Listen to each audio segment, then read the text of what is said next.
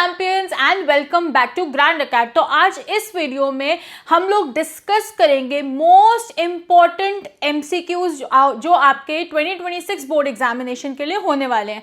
अब ये बच्चों को रैंडम एमसीक्यूज में आप लोगों के लिए नहीं लेके आई हूँ, ये आपके प्रीवियस ईयर क्वेश्चन से ही मैंने निकाले हैं। आप लोगों ने नोटबुक लेनी है और मेरे साथ इन 50 क्वेश्चंस को अटेम्प्ट करना है और अपना स्कोर मुझे कमेंट सेक्शन में ज़रूर से बताना। अब इस वीडियो में मैं आपको एक एक डिटेल एक्सप्लेन नहीं करने वाली हूँ, आपको टिप्स एंड ट्रिक्स मिलेंगी और आपको पता चल जाएगा कि आपकी कौन सी लेवल ऑफ प्रिपरेशन है, आप कहाँ हो अपनी प्रिपरेशन में। तो फटाफट से इसको शुरू करते हैं। चलो बच्चों, सबसे पहला हमारा क्वेश्चन क्या है? सबसे पहला हमारा क्वेश्चन है which one of the following is a post competition responsibility of technical committee. तो पोस्ट कॉम्पिटिशन और टेक्निकल कमेटी की बात हो रही है, तो हमारे ये कीवर्ड्स हैं। Option number A requisition to purchase equipment, ये हमारा पोस्ट कॉम्पिटिशन में नहीं आ सकता, एलिमिनेट कर दो। Arrangement of equipment and stationery, ये भी पोस्ट कॉम्पिटिशन में नहीं होगा, ये भी एलिमिनेट हो जाएगा। अरेंजमेंट ऑफ ऑफिशियल्स भी इसमें नहीं आएगा, तो ये भी एलिमिनेट हो जाएगा। लास्ट ऑप्शन है हमारा मेंटेनेंस ऑफ द फील्ड, ये बिल्कुल पोस्ट कॉम्पिटिशन में आएगा, तो यही है हमारा correct option, option number D. अब फटाफट से आगे चलते हैं। क्वेश्चन नंबर 2, क्वेश्चन नंबर 2 बच्चों कह रहा है which of the following is an objective for intramural tournaments. तो यहाँ पे इंट्रामूरल टूर्नामेंट्स के ऑब्जेक्टिव के बारे में बात हो रही है। ऑप्शन नंबर 1 है टू अचीव हाई परफॉर्मेंस, ये वेग है ऑप्शन, इसको भी छोड़ दो। बी है to develop the feeling of integration with other institution, यहाँ पर अदर इंस्टीट्यूशन की बात हो रही है, तो ये यहाँ पर आएगा ही नहीं। ऑप्शन नंबर सी है to provide opportunities for choosing a career in sports, ये भी नहीं होगा, तो बी और से एलिमिनेट हो गए हैं। डी कह रहा है to promote health and recreation at the institution, तो यहाँ पर इंस्टीट्यूशन की बात हो रही है कि इंस्टीट्यूशन में हम प्रमोट करना चाह रहे हैं, तो option number D is absolutely correct. चलो आगे चलते हैं अब क्वेश्चन नंबर 3 में। क्वेश्चन नंबर 3 कह रहा है which deformity is not related to lower extremities, तो यहाँ पर नॉट आ रहा है और लोअर एक्सट्रीमिटीज की बात हो रही है। तो देखो यहाँ पर हम ऐसे क्वेश्चन में ऑड वन आउट निकालेंगे। नॉकनीज जो है वो बिल्कुल है, तो ये एलिमिनेट हो जाएगा। स्कोलोसिस इसमें नहीं आएगा, तो option number B is correct. C और डी और ए आपका जो है वो एलिमिनेट हो जाता है, राइट। उसके बाद आगे चलते हैं, ठीक है। तो नेक्स्ट है बच्चों क्वेश्चन नंबर 4। अब क्वेश्चन नंबर 4 क्या कह रहा है? Brisk walking, running, bicycling and jumping are related to which activities. Speed activities नहीं होगा, एलिमिनेट कर दो। स्ट्रेंथ एक्टिविटीज भी नहीं है, ये एलिमिनेट कर दो। इंड्योरेंस एक्टिविटी है ये, तो इसको option number C is the correct option. आगे चलते हैं क्वेश्चन नंबर 5। क्वेश्चन नंबर 5 कह रहा है कि हमारा सूर्यवर्धन प्राणायाम इज रेकमेंडेड फॉर, ये हम किसके लिए रेकमेंड करते हैं? क्या हम ओबेसिटी के लिए करते हैं? नहीं। हाइपरटेंशन के लिए करते हैं, अस्थमा के लिए करते हैं, बैक पेन के लिए करते हैं, तो ये हम करते हैं हाइपरटेंशन के लिए, तो option number B is correct. आगे चलते हैं, चलो क्वेश्चन नंबर 6 देखते हैं। Traits like sadness, mood swings and emotional instability are related with, ठीक है। तो sadness, mood swings, emotion instability किससे रिलेटेड है? ये हमारे इमोशन से जुड़ा हुआ है, और इमोशन से कौन सा जुड़ा हुआ होता है? न्यूरोटिसिज्म, ठीक है। तो ए नहीं होगा, बी भी नहीं होगा, सी भी नहीं होगा, तीनों eliminate, and option number D is correct, क्योंकि न्यूरोटिसिज्म हम इमोशंस की बात इसमें करते हैं। चलो आगे चलते हैं क्वेश्चन नंबर 7। क्वेश्चन नंबर 7 कह रहा है which of the following is not the factor affecting projectile trajectory. क्या वो ग्रेविटी होगी? क्या वो एंगल होगा? ठीक है, तो सबसे पहले देखो ग्रेविटी अफेक्ट करती है, तो ये एलिमिनेट हो जाएगा। एंगल ऑफ रिलीज अफेक्ट करता है, ये भी एलिमिनेट हो जाएगा। एयर रेजिस्टेंस भी अफेक्ट करती है, तो ये भी एलिमिनेट हो जाएगा, तो option number C is correct. आगे चलते हैं क्वेश्चन नंबर 8 देखते हैं बच्चों। क्वेश्चन नंबर 8 क्या कह रहा है? Which of the following factors does not determine flexibility. तो क्या वो जॉइंट स्ट्रक्चर होगा, प्रीवियस इंजरी होगी, तो ये एलिमिनेट हो जाएगा, ये भी एलिमिनेट हो जाएगा, है ना। एज एंड जेंडर अफेक्ट करेगा, ये भी एलिमिनेट हो जाएगा, तो option number C is correct. Efficiency of lungs is the answer, ठीक है। आगे चलते हैं क्वेश्चन नंबर 9 क्या कह रहे हैं? Fartlek training is used to develop, option A ही करेक्ट है, इंड्योरेंस के लिए ही इसको डेवलप किया गया है। आगे चलते हैं, आगे है बच्चों मैच द फॉलोइंग का क्वेश्चन। अब मैच द फॉलोइंग के क्वेश्चन में आपको ध्यान में रखना है, कोई भी एक ऑप्शन ले लो, ठीक है, उसको मैच करने की कोशिश करो और उससे हम नीचे देखेंगे कि हम एलिमिनेशन मेथड को कैसे यूज कर सकते हैं, बहुत जल्दी क्वेश्चन कैसे सॉल्व होगा। अब यहाँ पर देखो, फॉर एन एग्जाम्पल मैं मेरे को लग रहा है कि मुझे ऑब्लिक का मीनिंग अच्छे से पता है, ठीक है। तो अगर मैं ऑब्लिक को देखूं तो इसको मैं मैच कर सकती हूँ ऑप्शन नंबर 1 से, जो है बोन ब्रेक्स डायगनली। अब ऑप्शंस में देखो कि बी को मैं 1 से कहाँ मैच हो रहा है, तो यहाँ पर ऑप्शन नंबर बी है, जहां पर बी जो है वो 1 से मैच हो रहा है, तो ऑप्शन बी इज करेक्ट। तो ऐसे आपको अपने मैच द फॉलोइंग्स के क्वेश्चन को करना है, सबको सॉल्व नहीं करना है, कोई भी एक पकड़ो, मैच करो, ऑप्शन में देखो और अपना क्वेश्चन फटाफट से सॉल्व कर लो, ठीक है जी। आगे चलते हैं क्वेश्चन नंबर 11। क्वेश्चन नंबर 11 कह रहा है the ability to tolerate higher concentration of dash can help in improving endurance performance, कि किसकी कॉन्सेंट्रेशन होने से हमें हेल्प मिलती है अपनी इंड्योरेंस परफॉर्मेंस को इंप्रूव करने की। और इसका सीधा सीधा आंसर है बच्चों ऑप्शन नंबर ए, लैक्टिक एसिड। ये हम पढ़ चुके हैं डिटेल में। Question number 12। क्वेश्चन नंबर 12 कह रहा है centre of gravity is the average location of an object dash. Centre of gravity किसका एवरेज ऑफ लोकेशन है ऑफ एन ऑब्जेक्ट, तो इसका क्या आंसर होगा option number A which is weight, ठीक है। क्वेश्चन नंबर 13 करते हैं। क्वेश्चन नंबर 13 हमें क्या कह रहा है, which of the following pranayama is useful to reduce obesity. तो ओबेसिटी को रिड्यूस करने के लिए कौन सा प्राणायाम हेल्पफुल होता है, तो वो होता है kapalbhati. Option number A is correct. आगे चलते हैं question number 14। International Paralympic committee कब फॉर्म हुई थी, तो वो कब फॉर्म हुई थी 1985 में तो नहीं हुई थी, 1989 में हुई थी, इसलिए option number B is correct. आगे चलते हैं भाई, क्वेश्चन नंबर 15 देखते हैं। क्वेश्चन नंबर 15 क्या कह रहा है, which of the following is not the cause of food intolerance. देखो क्या होगा भाई, टॉक्सिन्स और toxins formation due to food poisoning, ये होगा तो ये एलिमिनेट हो जाएगा। एब्सेंस ऑफ एन एंजाइम, ये भी एलिमिनेट हो जाएगा।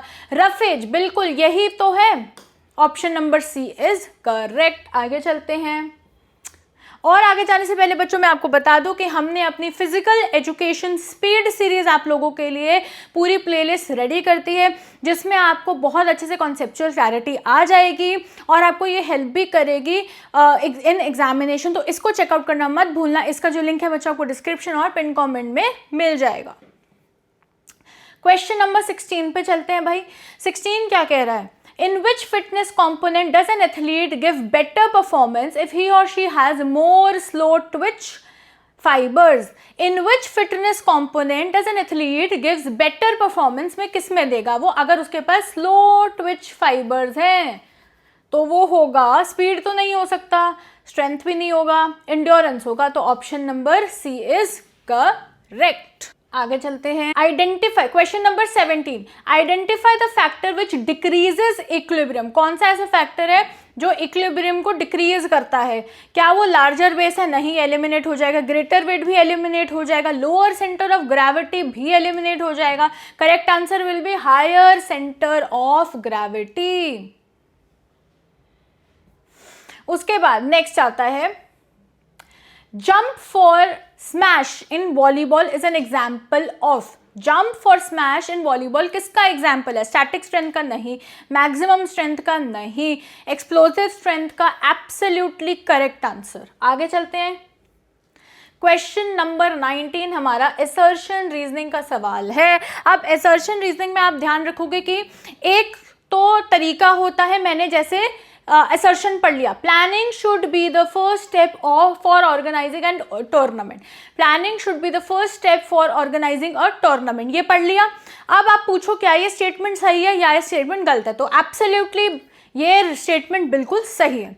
अब मेरे को रीजन पढ़ना है, तो बिकॉज लगाओगे आप, ठीक है, बिकॉज लगाया। अब बिकॉज लगा के पढ़ो, because a tournament can be conducted without planning. ले, ये तो स्टेटमेंट ही गलत है, तो A is true but R is false. Option number C is absolutely correct. एक ये तरीका या एक आप और तरीका यूज कर सकते हो बच्चों, वो क्या है, आप रीजन पढ़ के रीजन को ही गलत प्रूफ करने की कोशिश करो। जैसे यहाँ पर आप रीजन पढ़ो, अ tournament can be conducted without planning, तो स्टेटमेंट एब्सोल्युटली गलत है, तो रीजन गलत हो गया। अब अगर आप ऑप्शंस में देखोगे तो एक ही ऑप्शन आपको मिल जाएगा which R is false and A is true. तो ऐसे भी आप अपने असर्शन रीजनिंग के क्वेश्चंस को आराम से कर सकते हो। आगे चलें,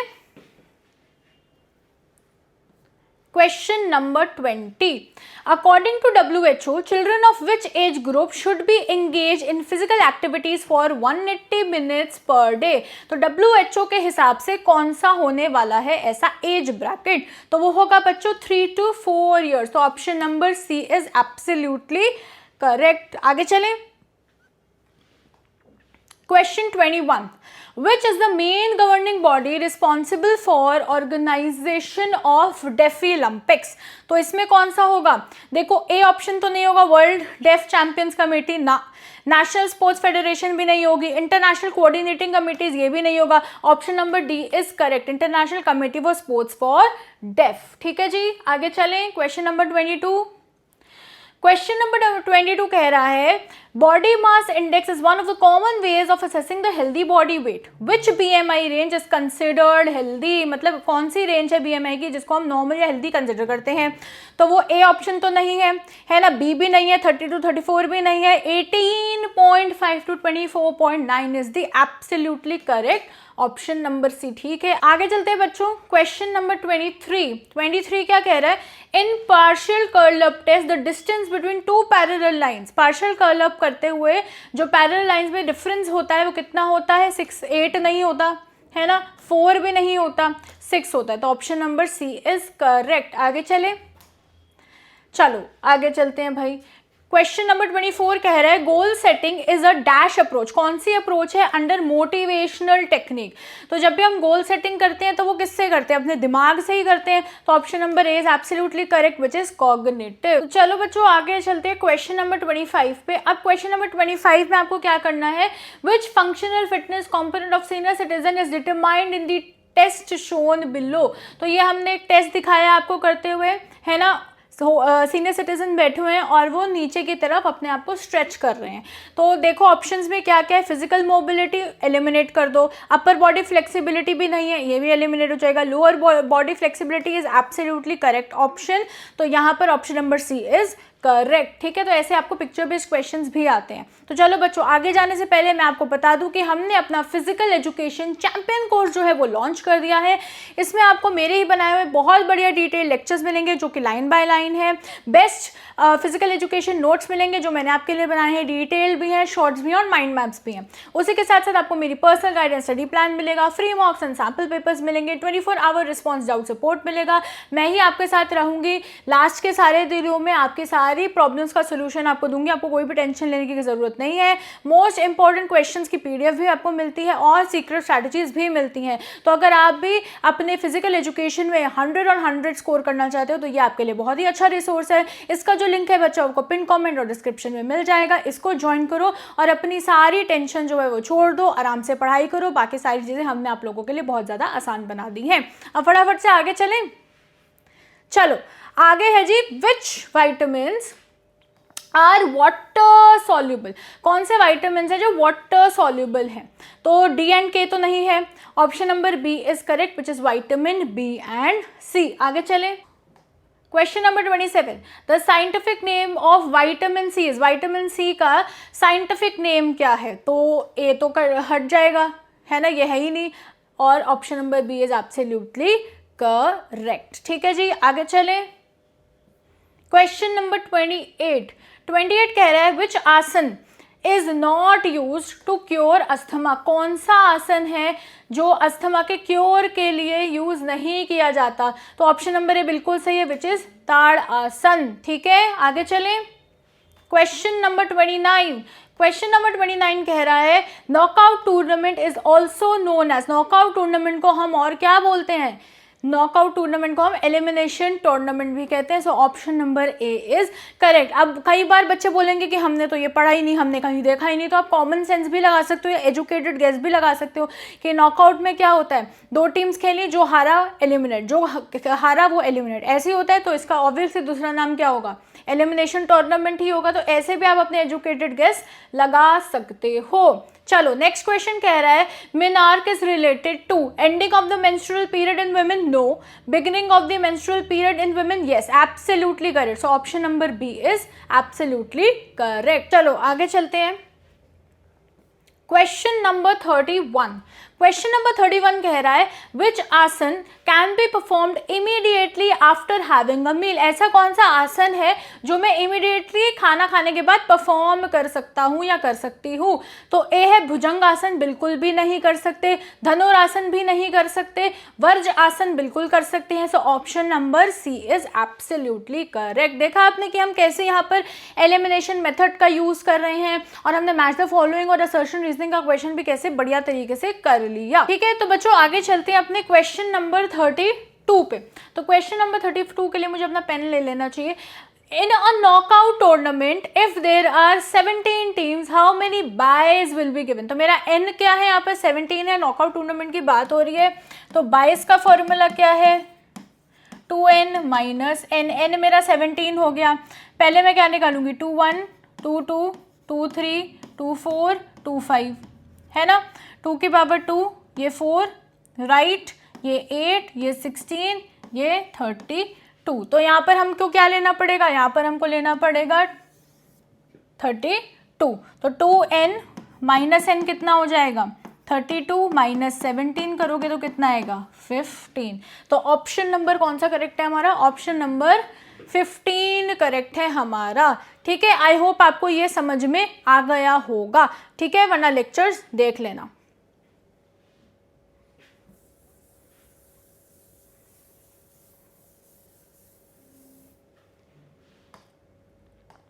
आगे चलते हैं भाई। क्वेश्चन नंबर 33 क्या कह रहा है, a person who is open to new experiences concepts and learning is categorise under which personality trait. अब देखो आपको हिंट यहीं पे मिल गया, open to new experiences concepts. तो यहाँ पर किसकी बात हो रही है, उस कैरेक्टरिस्टिक की बात हो रही है। ऐसा इंसान जो बहुत ही ज़्यादा ईगर है, क्यूरियस है नई नई चीज़ें करने में। तो उसका ऑब्वियस आंसर है ओपननेस। तो ये एलिमिनेट, ये भी एलिमिनेट, ये भी eliminate. Option number D openness is absolutely correct. तो देखा आपने कैसे कीवर्ड्स आइडेंटिफाई करके आप अपने क्वेश्चंस कर सकते हो। आगे चलते हैं। What is the colour of slow Twitch muscle fibres. तो उनका क्या कलर होता है, उनका कलर होता है रेड। ठीक है, option number B is correct. आगे चलते हैं भाई। आगे क्या कह रहा है, क्वेश्चन नंबर 35 कह रहा है which of these is not a component of female athlete trade. ठीक है, इसकी हमें बात बतानी है। अब इसमें से कौन सा ऑप्शन होगा, ये तो नहीं है, ये भी नहीं होगा, इसमें ये भी नहीं होगा। तो ऑप्शन नंबर डी जो है वो सही आंसर है हमारा। ठीक है, आगे चले। Question number 36। क्वेश्चन नंबर 36 कह रहा है न्यूटन्स का सेकंड लॉ ऑफ मोशन को हम और क्या बोलते हैं।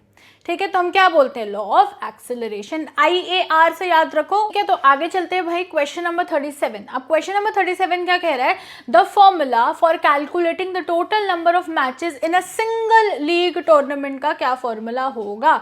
तो ऑप्शन नंबर ए तो नहीं होगा, है ना, ऑप्शन नंबर बी ही सही है। n-1/2 is the correct formula. आगे चलते हैं भाई। Question number 38। Self talk is in sports psychology refers to an athlete's क्या। सेल्फ टॉक, जब हम खुद से बात कर रहे हैं तो क्या वो इंटरनल थॉट्स हैं, एक्सटर्नल बिहेवियर है, इंटरनल सोल है या इंटरनल इमोशंस है। तो ऑब्वियसली जब आप अपने आप से बात कर रहे हो, आपके दिमाग में ये ख्याल आते हैं, विचार आते हैं, तो it is a part of internal thoughts. तो option number A is absolutely correct. आगे चलते हैं भाई। Which asana is most helpful in increasing height. Height को इंक्रीज करने के लिए सबसे अच्छा कौन सा है, Tadasana. Option number B is correct. आगे चले। क्वेश्चन नंबर 40 कह रहा है a cartwheel in gymnastics is example of which of the equilibrium. तो देखो यहाँ पे कार्टव्हील की बात हो रही है, मतलब यहाँ पर मूवमेंट भी है ना, मूवमेंट भी और मुझे बैलेंस भी करना है। उस केस में ये होगा डायनामिक इक्विलिब्रियम। तो option number B is absolutely correct. आगे चलें। आगे है हमारा बच्चों एक मैच द फॉलोइंग का सवाल।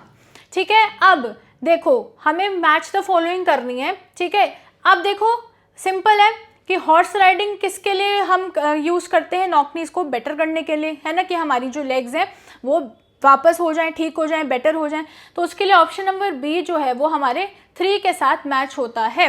तो अब यहाँ पर देखते हैं बी कहाँ पर मैच हो रहा है, तो option number A is absolutely correct. देखा, मैंने एक से ही मैच करके अपना जो है आंसर निकाल लिया। तो जो भी आपको बेस्ट पता हो उसको ढूंढो और उसको मैच करो और ऐसे अपना मैच द फॉलोइंग का सवाल कर लो। ठीक है जी, आगे चले।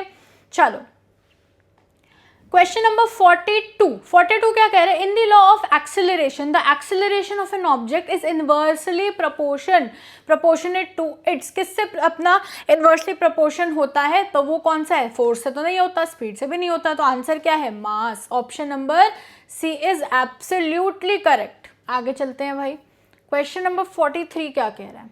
क्वेश्चन नंबर 43 है हमारा असर्शन रीजनिंग का सवाल। असर्शन कह रही है for improvement of performance in long distance running continuous training is effective. हाँ, ये स्टेटमेंट बिल्कुल ठीक है। रीजन कह रहा है because continuous method of training improve basic endurance. बिल्कुल सही बात है, तो assertion and reason are true and R is the correct explanation of A. ठीक है, तो option number A is correct. ठीक है, रीजन असर्शन को बिल्कुल सही तरीके से एक्सप्लेन कर रहा है। चलो जी, आओ यहाँ पर क्या है भाई question, a tournament where every team plays every other team once and the matches are determined by the formula n(n-1) is specifically a, ना सिंगल लीग टूर्नामेंट तो नहीं है, कौन सा होगा, डबल लीग टूर्नामेंट। ठीक है जी, इसका आंसर क्या है, डबल लीग टूर्नामेंट। आगे चले, क्वेश्चन नंबर 45 कह रहा है which of the following is categorize as a short term effect of किसका, exercise on a muscular system. Muscular hypertrophy नहीं, इंक्रीज मसल डेंसिटी नहीं, अक्यूमुलेशन ऑफ लैक्टेट, यस यही है, option number C is correct. आगे चले, अब बच्चों हम करते हैं नेक्स्ट क्वेश्चन जो है नंबर 46। ठीक है, तो क्वेश्चन 46 क्या कह रहा है, क्वेश्चन 46 हमें कह रहा है कि in which type of exercises movement can not be seen directly. कौन सी टाइप ऑफ एक्सरसाइज मूवमेंट में हम डायरेक्टली उसके मूवमेंट नहीं देख सकते हैं। ठीक है, ऑप्शन ए इज आइसोटोनिक नहीं, ऑप्शन ए तो गलत है, ऑप्शन बी कह रहा है आइसोकाइनेटिक नहीं, और ऑप्शन सी मुझे कह रहा है आइसोमेट्रिक, तो option number C is absolutely correct. अब हम चलते हैं अपने नेक्स्ट क्वेश्चन पे, क्वेश्चन नंबर 47। अब क्वेश्चन नंबर 47 क्या कह रहा है कि किसने डेवलप करा अपने हार्वर्ड स्टेप टेस्ट को। ठीक है, who develop the Harvard step test, नहीं, ए ऑप्शन नहीं होगा, मिलर भी नहीं है, option number C is absolutely correct, और इसका अदर नेम भी इन्हीं से जाना जाता है। चलो आगे चलते हैं, क्वेश्चन नंबर 48। क्वेश्चन नंबर 48 हमें क्या कह रहा है, क्वेश्चन नंबर 48 हमें कह रहा है during the take off phase of a long jump the athlete is primarily utilising which type of strength. क्या वो मैक्सिमम स्ट्रेंथ है, एक्सप्लोजिव है, स्ट्रेंथ एंड्योरेंस है, या स्टैटिक स्ट्रेंथ है, तो नहीं, मैक्सिमम स्ट्रेंथ तो नहीं है, एक्सप्लोजिव स्ट्रेंथ है, तो option number B is correct. आगे चलते हैं, क्वेश्चन नंबर 49। क्वेश्चन नंबर 49 कह रहा है which one of the following is a food that is high in fats. क्या वो ऑरेंज है, ब्रेड है, रेड मीट है, या टोमेटोज है, तो बिल्कुल भी नहीं, ऑरेंजेस नहीं है, ब्रेड भी नहीं है, option number C red meat is correct. ठीक है, question number 50। Question number 50, the Johnson Metheny test of motor educability requires a layout which specific dimensions. क्या उसके स्पेसिफिक डायमेंशंस हैं, तो ए ऑप्शन नहीं, एलिमिनेट हो जाएगा, बी ऑप्शन नहीं, ये भी एलिमिनेट हो जाएगा, ऑप्शन नंबर सी सही है, 15 टाइम्स, ठीक है, 3 फीट, तो option number C is absolutely correct. तो ठीक है बच्चों, यही था हमारे टॉप 50 MCQs। ठीक है, जो 2026 के लिए आपके लिए बहुत ज़्यादा इंपॉर्टेंट है, ये सारे आपके PYQ से लिए हुए थे। आई होप कि आपने सारे क्वेश्चंस का जवाब ऑनेस्टली दिया हो। अपना स्कोर जो है वो मुझे 50 में से कमेंट सेक्शन में ज़रूर से बताना। हमारा जो फिजिकल एजुकेशन चैम्पियन कोर्स है उसे भी चेकआउट करना मत भूलना, क्योंकि वो आपके लिए एक परफेक्ट रिसोर्स है। अगर आप बहुत ही कम समय में 70 on 70 स्कोर करना चाहते हो अपने फिजिकल एजुकेशन एग्जाम में, make sure to like this video and subscribe to Grand Academy, क्योंकि बहुत बढ़िया बोर्ड्स एंड सीयूईटी कंटेंट हमारे चैनल पर आता रहता है। स्पीड सीरीज को भी देख लेना, उसका भी लिंक मैं आपको पिन कमेंट और डिस्क्रिप्शन में दे दूंगी। Till next time, keep winning you champions.